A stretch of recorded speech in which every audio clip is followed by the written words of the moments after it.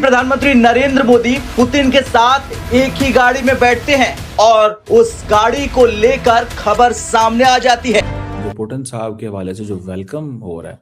Welcome बहुत ज्यादा हो रहा है। उनका और पुतिन का बॉन्ड जो है बहुत स्ट्रांग बताया जाता है कि बहुत स्ट्रांग बॉन्डिंग है पुतिन और मोदी के बीच, और ये बॉन्डिंग जो है ये पाकिस्तान को तंग कर रही है। लेकिन भारत एक जानिब तो रशिया से 5th जनरेशन एयरक्राफ्ट जो है वो खरीदने की सोच रखे हुए है, फिर इसके साथ ही साथ भारत जो है वो रशिया से न्यूक्लियर सबमरीन जो है उसकी डील करना चाहता है। पुतिन साहब के इंडिया पहुंचने का मतलब ये है कि इंडिया इस वक्त पूरी ग्लोबल जो मीडिया है उसकी सेंटर ऑफ अट्रैक्शन है। हम एक दूसरे से डरे भी रहते हैं, एक दूसरे को धमकियां भी देते रहते हैं, तो इसलिए दोनों कंट्रीज जो हैं वो ज्यादा इन्वेस्टमेंट जो है वो वेपन्स के ऊपर ही करती हैं, और वही होता हुआ देखा जा रहा है। और यकीनन जब रशियन प्रेसिडेंट आपके यहाँ विजिट करेंगे आज मेरे ख्याल है, तो आप लोग कहीं ना कहीं डिफेंस की बात भी करेंगे, ऑयल की बात भी करेंगे। ट्रांसफर ऑफ टेक्नोलॉजी यानी टीओटी बेसिस के ऊपर एक एग्रीमेंट करने जा रहा है, जिसके तहत रशिया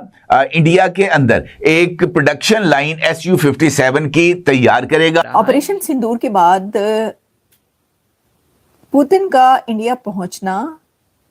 इसलिए भी कंसर्निंग है पाकिस्तान के लिए कि जो बड़ी डील्स और एग्रीमेंट्स इंडिया और रशिया के बीच होने जा रहे हैं उसके अंदर रूस जो है वो इस वक्त Su-57 जो फाइटर जेट है अपना वो इंडिया को बेचना चाहता है।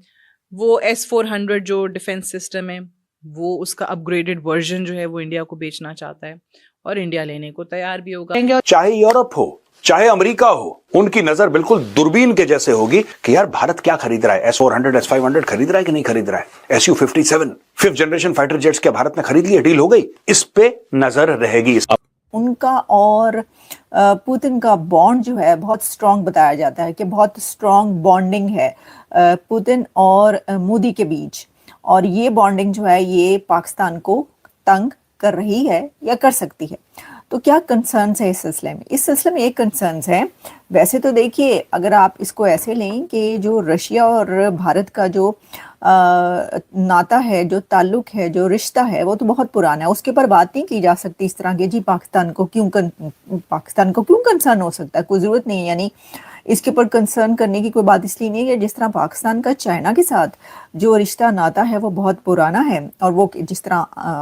हम कहते हैं कि समंदर से गहरी और पहाड़ों से ऊंची और शहद से मीठी दोस्ती, वैसी ही दोस्ती और रिश्ता या शायद उससे ज़्यादा गहरा रिश्ता नाता जो है वो रशिया का इंडिया के साथ है। दोस्तों, पहली बात तो ये है कि पुतिन साहब तो पहुंच गए हैं इंडिया, और पुतिन साहब के इंडिया पहुंचने का मतलब ये है कि इंडिया इस वक्त पूरी ग्लोबल जो मीडिया है उसकी सेंटर ऑफ अट्रैक्शन है, क्योंकि वहाँ पे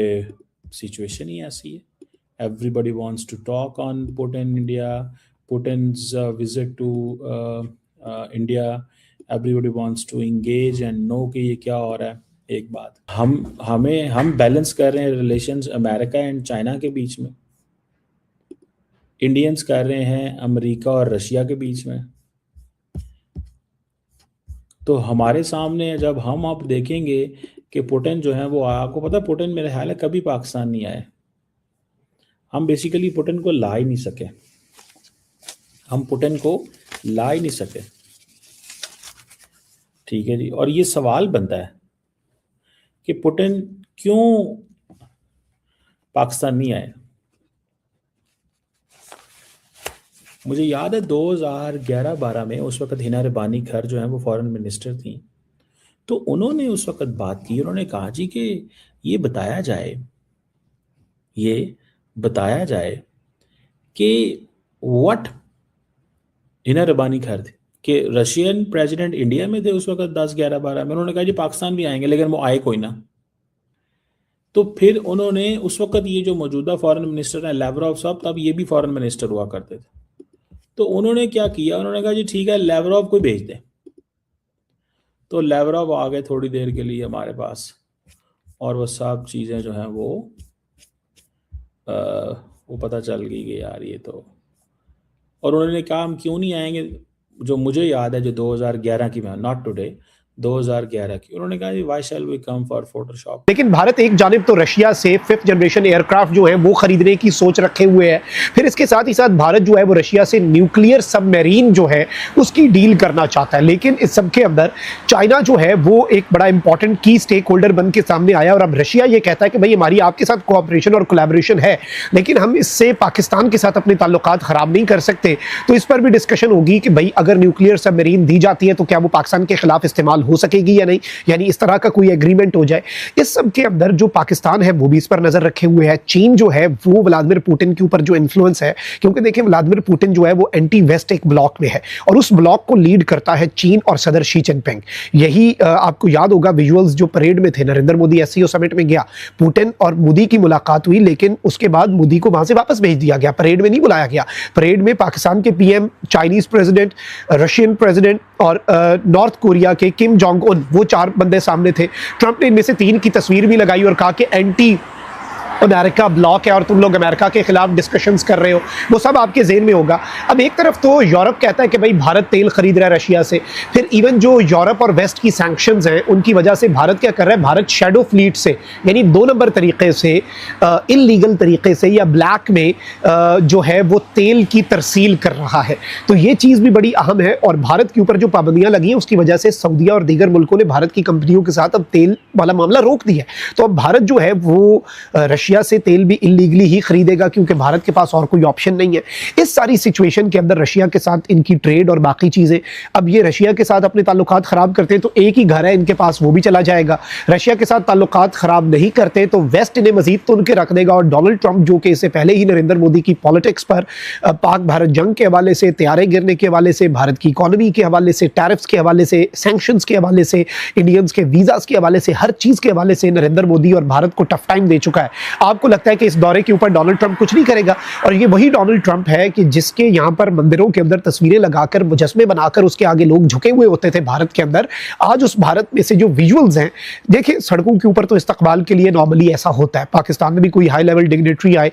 ये कुछ तस्वीरें आप देख रहे होंगे, सड़कें जो हैं वो भारत के अंदर भर दी गई है, भारत और रूस के परचम से भी और व्लादिमीर पुतिन की तस्वीर से भी, वेल एंड गुड। लेकिन अब मंदिरों के अंदर जो पुतिन है उसकी तस्वीर लगाकर उसकी आरती जो है वो भी उतारी जा रही है और इस सब के अंदर जो रिलीजन का एक टच नरेंद्र मोदी देने की कोशिश कर रहा है। दोस्तों कल के दिन व्लादिमीर पुतिन भारत में आए और उनका बहुत ही गर्मजोशी से स्वागत किया गया। पीएम मोदी ने उनको जा करके खुद रिसीव किया और साथ ही रेड कारपेट से उनका स्वागत किया गया। और दोस्तों यह जो पुतिन की भारत यात्रा है ये बहुत ही ज्यादा महत्वपूर्ण होने वाली है और कहा जा रहा है कि इस बीच भारत और रूस के बीच में बहुत ही बड़े बड़े समझौते होने वाले हैं और यहाँ पर AS-57 और S-500 या फिर रूस और इंडिया के जो एयर बेसेस है उनका इस्तेमाल करने को लेकर के भी बहुत ही बड़ी डील हो सकती है। और यह खबर पूरी दुनिया को हैरान करने वाली है और पुतिन का यहाँ पर आना ट्रंप की नींद उड़ाना। और साथ ही दोस्तों पाकिस्तानी मीडिया की इस पे नजरें गड़ी हुई हैं, पाकिस्तानी मीडिया की ही नहीं जितने भी यूरोपियन कंट्री हैं और दुनिया की जितनी भी सुपर पावर अपने आप को समझती है उन सभी देशों की नजर इस समय भारत में नरेंद्र मोदी जी और व्लादिमीर पुतिन जी के ऊपर लगी हुई है। और दोस्तों यह खबर पूरी दुनिया को आश्चर्यचकित कर रही है कि पीएम मोदी जी ने इस प्रकार से व्लादिमीर पुतिन का स्वागत किया, अपनी गाड़ी में खुद बैठाल करके वो अपने घर तक ले गए। यह बहुत ही बड़ी बात होती है, सारे प्रोटोकॉल तोड़ करके मोदी जी ने उनका स्वागत किया। बाकी आप लोग अपनी राय कमेंट्स में